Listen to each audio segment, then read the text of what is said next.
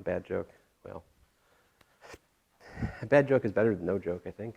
Let's see here. So last time I explained the Cauchy-Riemann equations, right? And of course, Cauchy and Riemann were both significant figures in the mathematical development of complex variables, complex analysis in the 19th century, right? And in fact, Cauchy really is responsible for a lot of the, analytical underpinnings of calculus itself, real calculus, and there's another name to add to this list, this trifecta, right? There's Cauchy, Riemann, and also Weierstrass, right? And as you read my notes, you'll see I talk about all three of those, and they're different sort of emphasis on how to understand complex analysis, right? And there are other names that come into play, right? Like Gauss and Euler and others, but those three figure prominently. But anyway, last time I explained that if your function, a complex function, u plus iv, right, is continuously differentiable, meaning that it has partial derivatives which exist and continuously so, and if it satisfies the Cauchy-Riemann equations, these guys right here, right? Which means, by the way, the Jacobian of f looks like what? The Jacobian of f looks like ux, vx, uy, vy, right? This is Jacobian, the 2x2 matrix. It means that this has the pattern a, b, minus b, a, right? That's the pattern which you have to find. That pattern is the Cauchy-Riemann equations, right? Because that pattern says that ux is equal to vy, and that pattern says that vx is equal to minus uy, or if you like, you can put the minus on either side of the equation. But so if we have continuous differentiability and we have the Cauchy-Riemann equations being satisfied, then that implies complex differentiability at such points. And if you have that satisfied over a whole collection of points, right, then it's said to be holomorphic on an open set like that. And if that open set is also connected, it's called a domain, right, for D equal a domain. And this is notation which is standard, this kind of funny looking O. So this is the set of holomorphic functions over the domain D. So if we have f is continuously differentiable and it satisfies the Cauchy-Riemann equations on a domain D, then it's a holomorphic function. That was a theorem we had last time. All right? A couple of other little theorems I want to share with you here. Theorem. If f prime of z equals to 0 on domain D, then f of z equals to c for all z in D.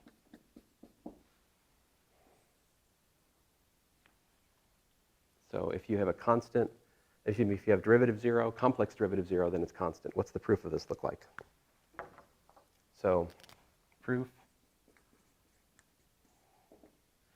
f prime of z, right, is equal to ux plus I vx, right, which is equal to, it's also equal to 0.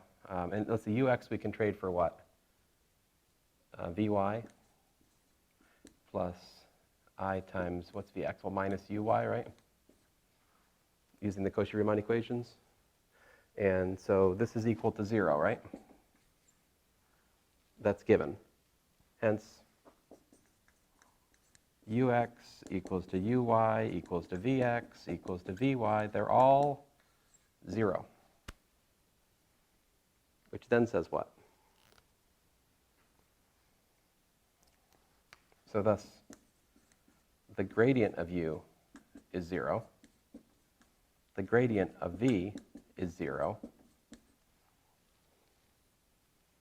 These are real valued functions on the plane. They have gradient 0 over a connected domain. Remember we proved earlier, if you have gradient 0 on a connected domain, it follows that the function's constant. Therefore, u equals to, say, c1, and v is equal to c2, hence on D. Hence, f, which is, of course, u plus iv, is just equal to c1 plus ic2 on D, which is the theorem.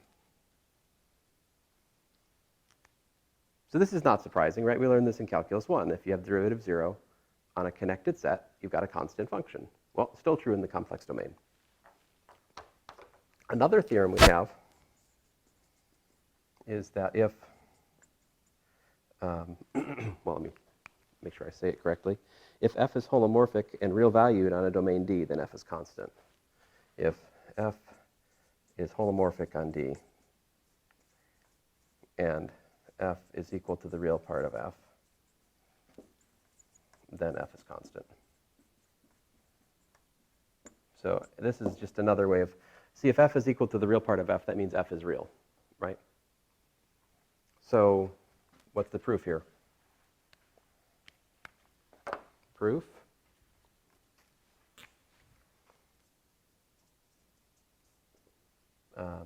You know, so we're, suppose f is in holomorphic on D, right? Then f prime of z is equal to ux plus I vx, right? We proved that last time. If the complex derivative exists, we can either write it as what? Yeah, remember we had df dz is equal to partial f partial x when it's holomorphic, and it's also equal to minus I partial f partial y. So we have those. When f is complex differentiable, then we have those formulas as well. So anyway, I'm just pointing out we have this, right? And what am I saying? Of course, we also know that's equal to, what is it equal to? It's equal to, well, let's just say that. But we also know that f is equal to u, right?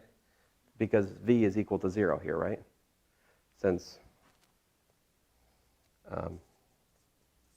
the real part of u plus iv is just equal to u. You know, I don't want to, I mean, let me not say anything. F is equal to u because we're assuming it's real valued, right? So it's just got a real part, right? In other words, v is equal to 0, right? Thus what? Vx equals to Vy equals to 0, right? If v is equal to 0, its partial derivatives are 0. But what does that tell you? How about u? Ux, and how about uy? What are those equal to? Well, ux is equal to Vy, right? Uy is equal to minus Vx because we have the Cauchy-Riemann equations because it's complex differentiable. We're assuming it's holomorphic. But we just learned that Vx and Vy are 0, right? Right, so this is 0, this is 0, which then implies f prime is 0. Because all of the partial derivatives are 0, so we get that f prime is 0. F prime is 0 in a connected domain, therefore it's what? Constant by the previous theorem. There's a very similar and obvious theorem. The same would be true if we said, what? If f is just equal to a pure imaginary function, right? If you just had f is equal to iv, very similar argument goes through. We'd also get that's constant. So the only way we can have non-constant holomorphic functions is if they have a non-trivial, both real and imaginary part in their working. All right.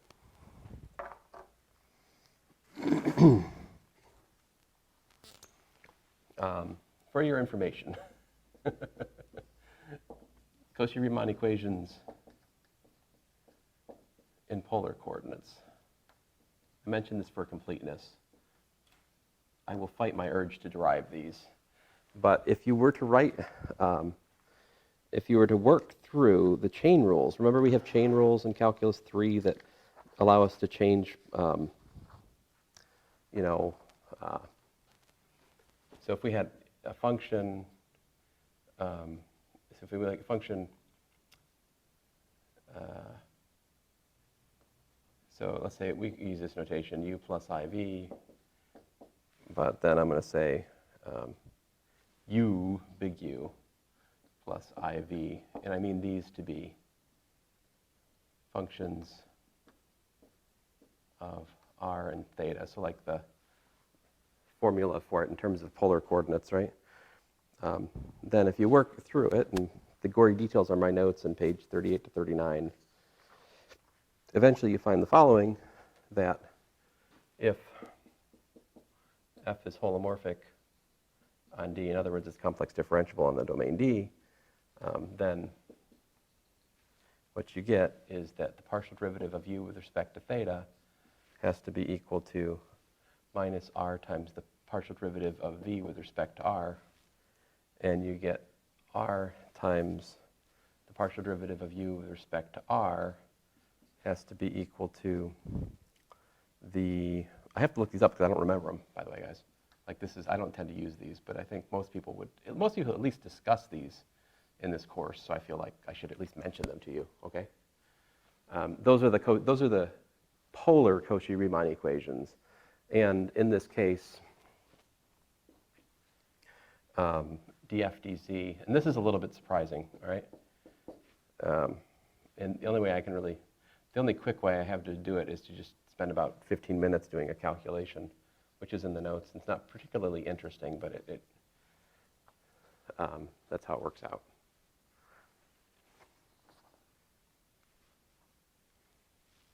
All right, so rather than, well, it's a long story. I mean, it's chain rule. It's a page of calculations here. There really is. Here's an example. If we have log z, right? This is log of r e to the I theta, right? And so what does that give you? That gives you natural log of r plus I theta. So for the log, we have u equal to natural log of r, and we have the v equal to theta, right? So it's pretty easy to check the Cauchy, and so these are continuously differentiable for r greater than 0, right? So as long as we avoid the origin, we've got continuous differentiability of these, all right? You do need that. Continuous differentiability paired with the polar Cauchy-Riemann equations again implies that the function's complex differentiable at such points. All right, so great, and you can check what is u theta here.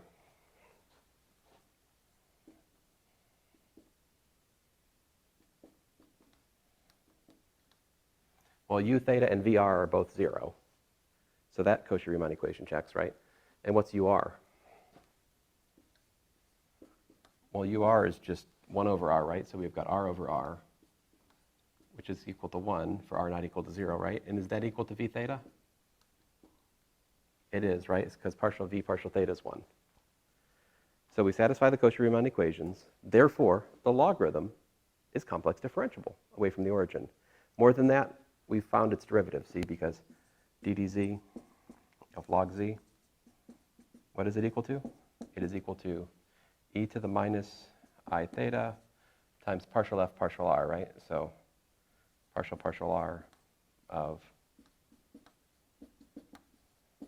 so what is that? That's e to the minus I theta times 1 over r, which is 1 over r e to the I theta, which is 1 over z. So surprise, surprise, the derivative of the log is 1 over z. And, you know, well, I'm going to show you a rather different way of calculating that today, all right? But I wanted to show you this kind of like low-tech, gory, calculational way of doing it as well, all right? So anyway, that's all I have to say about the polar coordinates way of doing things. Now we're going to turn to the next section, which is the inverse function theorem. All right, so let's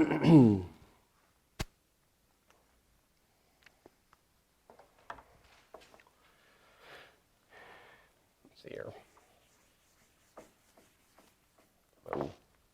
So do you guys ever think about the inverse function theorem in Calculus 1? I don't think a lot of people call it that there, but think about this. If you have a function from r to r, right, and you can draw its graph, if you want to find an inverse to that function locally, what condition do you need on the graph? So,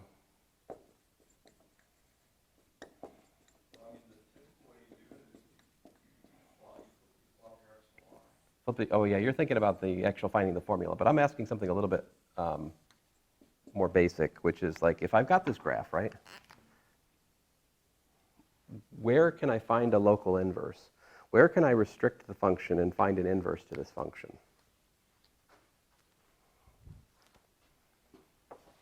Where my x and y are equal. Where can I not find an inverse? What criteria do you need for a function over a set in order to find an inverse? Remember the one-to-one property, right? We needed the function to be injective on the domain, right? So the natural enemy to that in terms of calculus are peaks and valleys, right? And what happens at a peak? What happens at a valley? These are critical points, right? Those are places where you have f prime of the point being 0, right? Those are troublesome. But, so the theorem in Calculus 1, we seldom even state it, but if f prime of p is not equal to 0, and f prime continuous at p, then, there exists a local inverse to f of x at p, right? So, and more than that, right? Essentially, the calculation is this, right? So, like, you have y is equal to what? You've got y is equal to something like f of p, right? Plus f prime of p times x minus p, right? Approximately, right? And then what you were just telling me, Audric, is to find the inverse, I solve for x, right? Yeah. Totally agree. So this gives us that x is approximately equal to, y minus f of p over f prime of p, right? Plus p. And so this is an approximation to the inverse function of y. Right? Well, this is the first approximation. Of course, this is not the formula for the inverse, right? Because I just found the inverse of the tangent line. I didn't find the inverse of the function itself. But you can iterate this procedure, actually, to formally construct the formula for the inverse as a sequence of functions which actually converge to f, the inverse of f at that point. And the mechanics of that in real analysis is something called the contraction mapping principle. What I'm telling you for functions from R to R, it's still true for mappings from Rn to Rn. All right, so advanced calculus, we have a theorem. If we have f, say, from Rn to Rn, then f is locally invertible at p if we have the Jacobian of f at p inverse exists, and f is continuously differentiable at p. See, with one variable, we just take the reciprocal, right? That's the inverse, right? But when we're dealing with a mapping, the Jacobian is what we need the inverse to exist, because essentially the backstory here is just this: f of x vector is equal to f of p vector plus the Jacobian of f at p times x vector minus p vector, right? And so to solve for x, we need invertibility of the Jacobian at the point. And that gives you the first approximation to the inverse function. And then you can iterate this, actually. And you can prove that it converges using something called the contraction mapping principle. And more than that, you get to prove that the inverse function that you construct from this sequence of functions in the contraction mapping principle, that inverse function actually has the same properties as the function itself, namely that the inverse is also continuously differentiable. But anyway, I'm not going to prove that. This is not a course in advanced calculus, right? But I want to use that theorem for us because we can use this theorem to prove the inverse function theorem for complex functions, all right? Because a complex function is a mapping from R2 to R2, right? So we have the following theorem, right? If we have f, which is a mapping from the complexes to the complexes, right? Then is locally invertible at, P, if the Jacobian of f, which is, by the way, what? Ux, Vx, Uy, Vy, right? Is invertible, right? So let's assume f is continuously differentiable, just to make the language a little easier. Assume f continuously differentiable. Again, what that means is that the partial derivatives exist, and continuously so, all right? Well, then if that function is, if it has a, I really shouldn't say if here, I should say provided. A better way to write this would be, if this is invertible and it's continuously differentiable, then f is locally invertible, all right?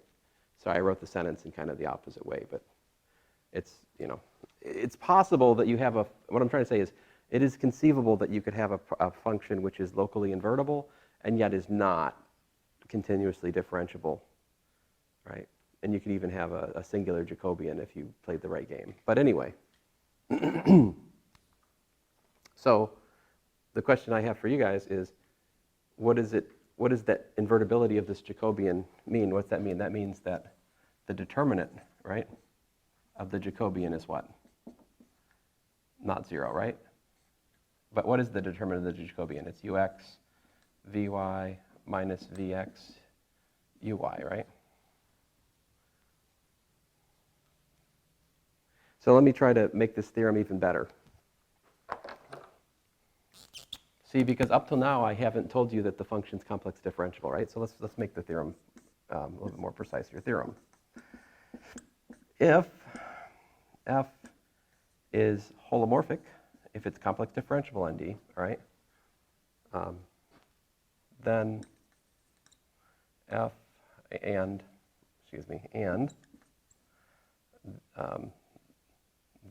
f prime, let's see here, and the f prime of z is not equal to 0, then f prime of p, rather, I'm trying to use p here, then f of z is locally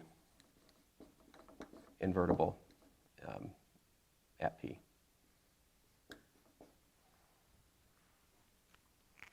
That's the inverse function theorem for complex analysis. All right, and the proof, right? Let me try to unwrap it here for you. So if f is holomorphic, right, then that implies that f is, well, I'm sorry, guys, I'm trying to remember. I think technically speaking, I haven't proved that holomorphic implies continuously differentiable. I'm not sure it actually does. Let's add to this just to be safe. If f is holomorphic and f is continuously differentiable. Right, I definitely need continuous differentiability to do the inverse function theorem in the way I want. Okay, so suppose f is holomorphic, in other words, complex differentiable and continuously differentiable with non-zero derivative at the point. All right, so if f is an element of OD and f continuously differentiable with f prime of p not equal to 0, then note the determinant of the Jacobian of f, right, is equal to ux vy minus vx uy, right?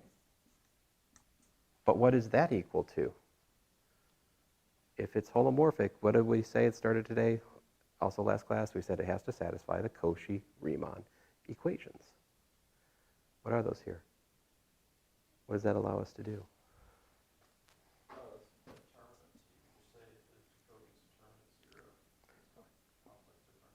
Well, no, if the Jacobian, well, no. The Jacobian being 0 or non-zero isn't telling us anything directly about complex differentiability, actually. You could have complex derivative exist with Jacobian 0. You could have complex derivative exist with Jacobian non-zero. Although, from what we're about to find, you're going to find out that Jacobian 0 for a complex differentiable function actually implies it's constant. And here's why. So Cauchy-Riemann equation says what? Ux is equal to Vy, right? So this is Ux times Ux. This is Ux times Ux, right? And we've got minus what? Minus Vx times Uy was minus Vx again, right? So what do we got? We've got Ux squared plus Vx squared, right? Which, of course, is the modulus of Ux plus Ivx squared, right? Which, of course, remember, the complex derivative, when it exists, is partial f partial x, right? That is f prime of z. So we're looking at the modulus of f prime of z squared, which, of course, is non-zero. Because we assumed that f prime of p is non-zero, right? So the modulus of that squared is also non-zero. So this calculation we will refer to in future sections as well. Like the determinant of the Jacobian of a complex differentiable function is the length of the derivative squared. Very nice. And so because the Jacobian's non-zero, that implies that the Jacobian matrix is invertible, right, using our usual theorems about invertibility of matrices and so forth. And therefore, by the real inverse function theorem, the inverse function, so this tells us that the inverse function exists, right? So at this point, we've proved that f of z is locally invertible at p, but I actually want to say a little bit more, all right? Here's what I want to say. And the local inverse is complex differentiable.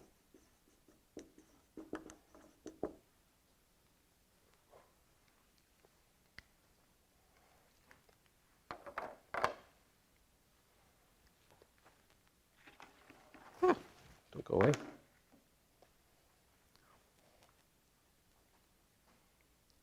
So what is it? What is the local inverse? What does that mean to have a local inverse?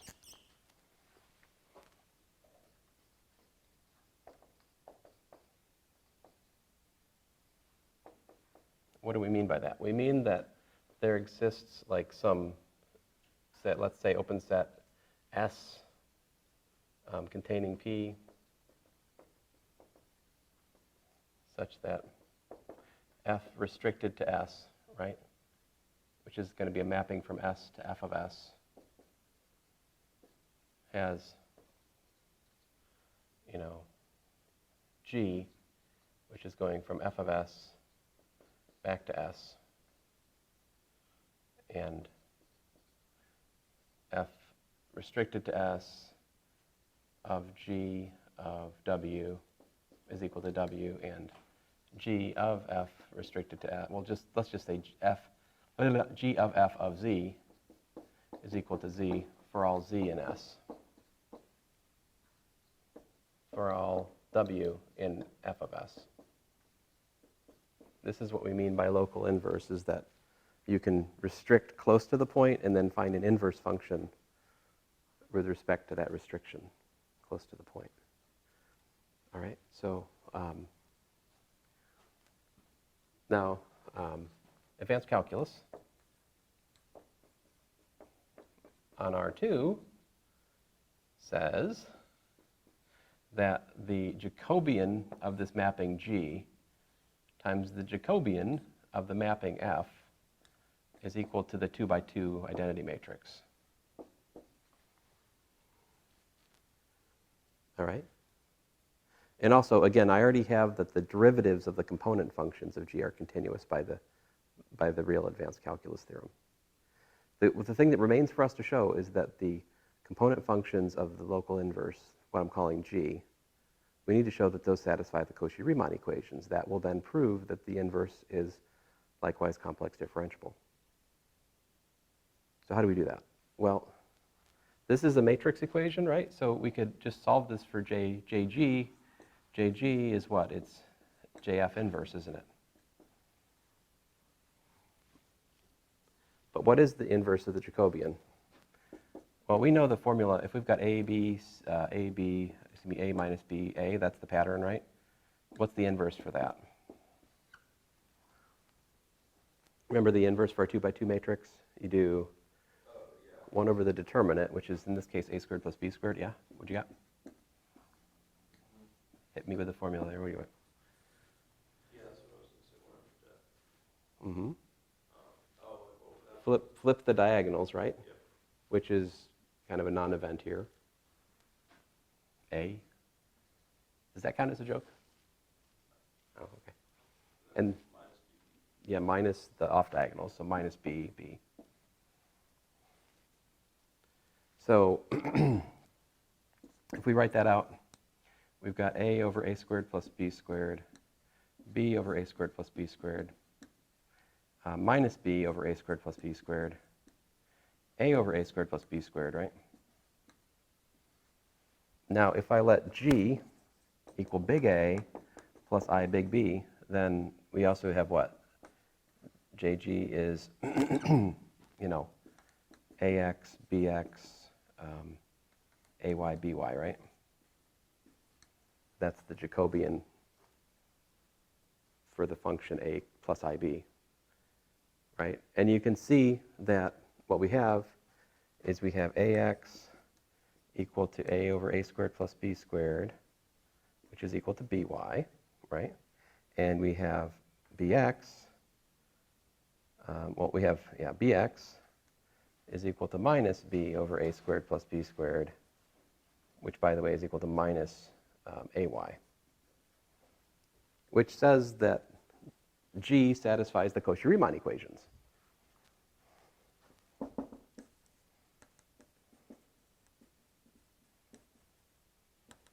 what's that give us?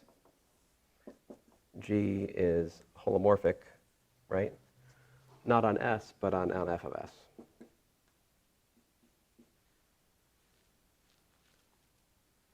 Because it's continuously differentiable on the image, and it also satisfies the Cauchy-Riemann equations. And we could even do a little bit more. What's the formula for the inverse? Well, actually, let's. Who cares? I mean, we could. Well, let me go on here.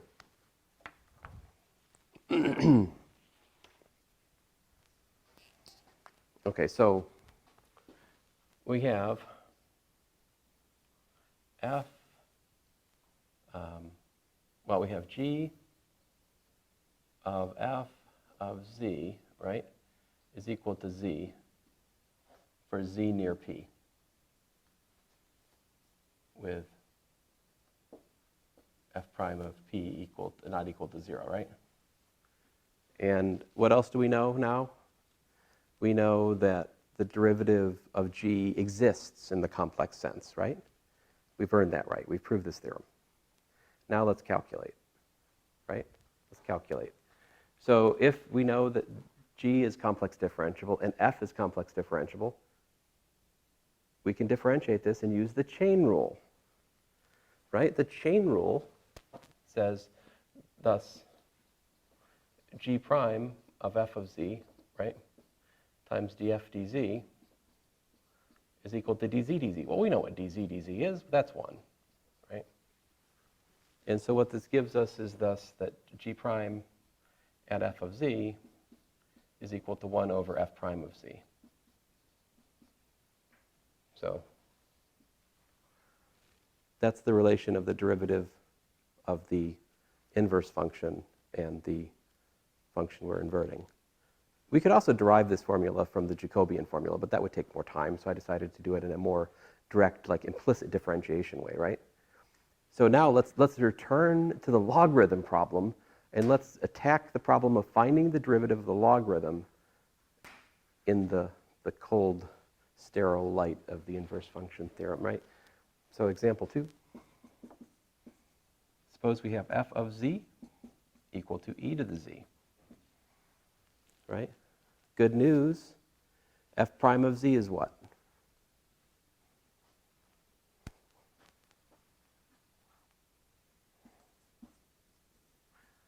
F prime of z is equal to e to the z again, isn't it? We liked that last time, right? Which is, by the way, e to the x cosine y plus I e to the x sine y, just to be explicit for a second. And the point of me writing that formula for you is that is never 0, right? In fact, what's the modulus?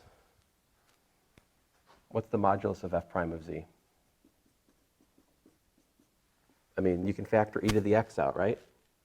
You got e to the x times cosine y plus I sine y. What's the modulus of cosine y plus I sine y? It's 1. So the modulus of e to the z is straight up e to the x, right? Which is a real exponential. We know that's not equal to 0 for all x. Therefore, the complex derivative, e to the z, never 0. That means we can find a local inverse for the complex exponential everywhere, right? So, and we discussed this before, if we look at, this band, up here is I pi, down here is minus I pi, right? If we call this S, right? Then if we look at the restriction of the complex exponential to that horizontal strip, right? The inverse of this is what we call the principal logarithm.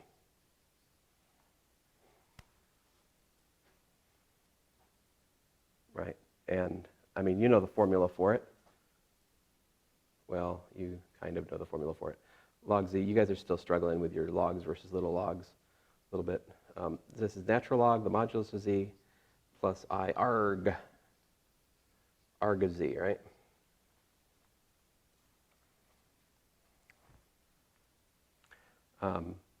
But anyway, more to the point, we've got what? We've got w equals e to the z. So this gives me z is equal to log w.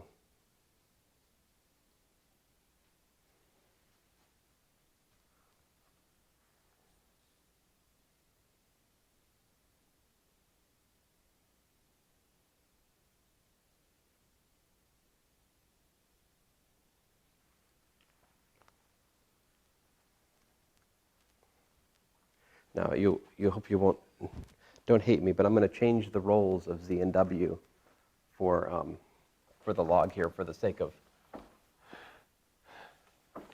what follows.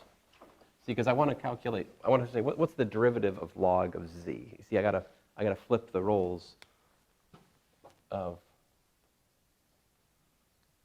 z and w if I'm going to ask this question, right? So let me show you how we do this. And I'm going to do it in the same style that I do for, say, Calculus 1. Okay, so here's the style I do for Calculus 1. I say, okay, well, we're trying to figure out the derivative of this inverse function, right? I say, well, you say, what do you mean inverse function? Well, this is w equals log of z, right? So the next step I do is I invert the equation, which in this case is with the exponential, right? E to the w is equal to e to the log z, which, by the way, is z, right? Now, I know inverse function theorem, right, gives existence of w as holomorphic function. So in other words, the dw dz exists. That's what the inverse function theorem tells me. Because, again, I know that derivative of e to the z is never 0. right? And the log is the inverse function of that. Well, anyway, so here we go. So we got d dz of e to the w equals d dz dz, right? Which gives me what? Well, chain rule gives me e to the w dw dz is equal to 1. Which then gives me dw dz is equal to 1 over e to the w. But what was e to the w equal to? It was z, right? So this is 1 over z. So therefore, d dz of log of z is equal to 1 over z. And this would be for what? This is for z in the slit complex plane with a minus, right? Because the image of the exponential, right, of the horizontal strip going from plus or minus I pi, the image of that exponential is the slit complex plane missing. Yeah. Right. So what's missing, I mean, notice that like we have e to the, if you do e to the I pi, which is the one thing that's missing, well, x plus x, right? I pi plus t. That's a typical thing on the ray which was missing, right, in this strip, right? Like, that's a typical element up here somewhere, right?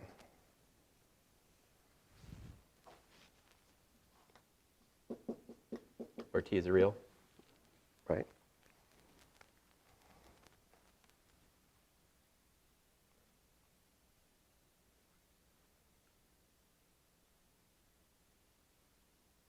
Then what?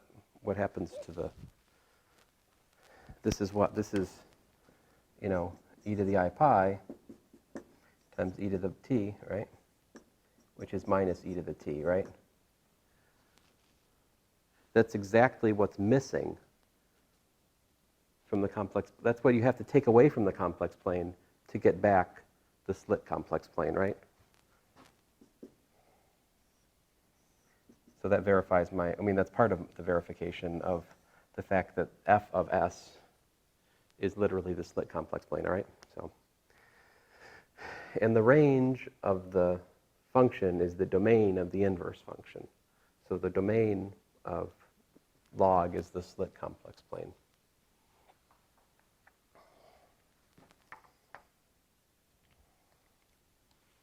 So we've derived derivative of log z is 1 over z two really different ways today, right? With the Cauchy-Riemann equations, or with just our usual calculus 1 technique of implicit differentiation. Now, in calculus 1, do we actually prove the inverse function theorem before we do implicit differentiation? Think about this. In calculus 1, we ask people to calculate implicit derivatives, assuming y is a function of x that's differentiable. Do we ever prove that y is a function of x which is differentiable in those problems? We do not, right? So like a lot of calculus 1 is built on the back of a theorem from advanced calculus, which is neither mentioned nor proved in calculus 1. But unfortunately, the students never notice, at least in my experience. Go figure. So let's bump this up a notch here. Example 3. If we look at f of z equals e to z, right, we can, you know, go from, say, let's see here, how's it go? Well, say I alpha up here to, say, I alpha minus 2 pi down here, right?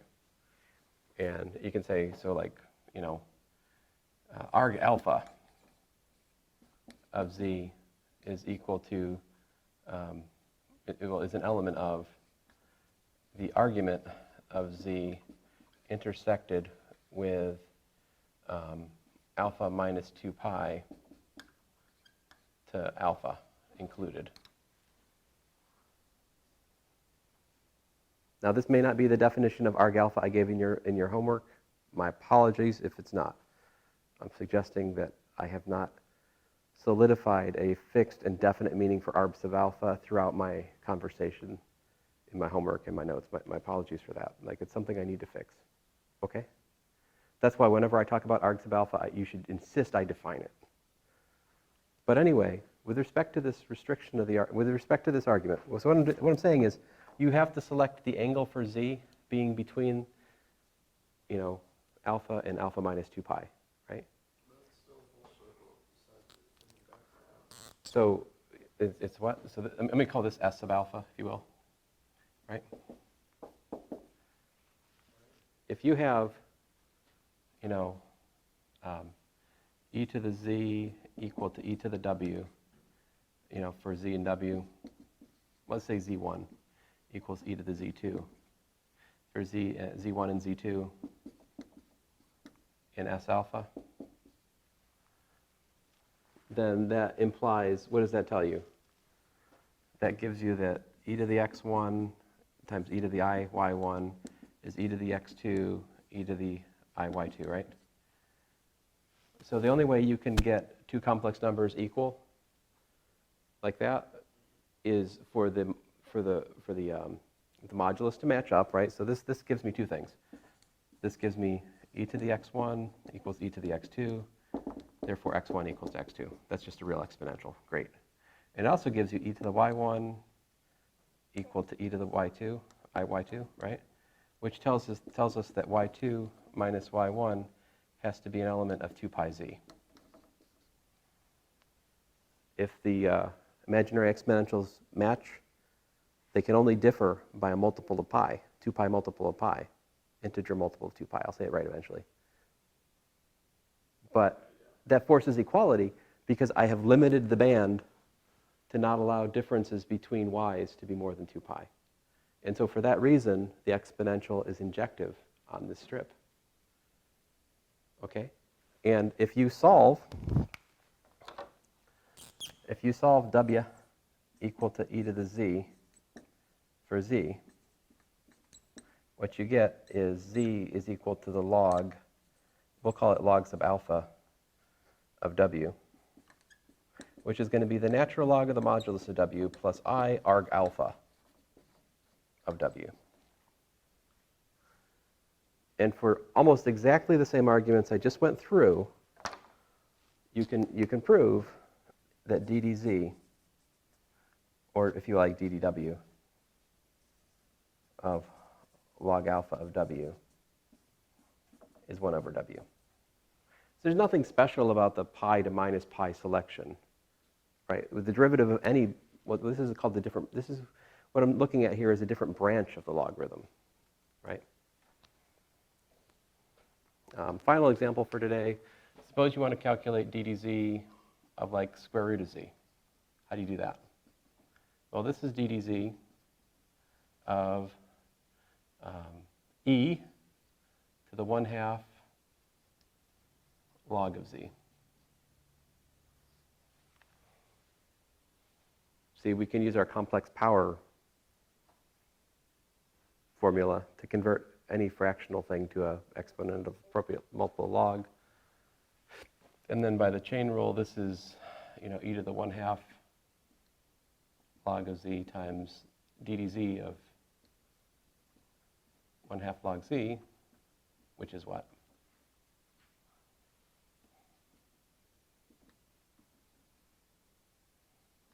Well, that's just, 1 over 2z, right? Which, that you can rewrite as 1/2 e to the 1/2 log z e to the minus log z, which is 1/2 e to the 1/2 minus 1 log z, which is 1/2 1 over e to the 1/2 log z, which is 1 over 2 square root of z. Now, all of this is being done for what's called the principal square root, right? But You could take another branch of the square root, right? You could restrict the square function to a different place and get an invertible function for a different restriction of the square. That would give you a different square root. In other words, you can choose a branch for the square root function. The same calculation is going to hold through.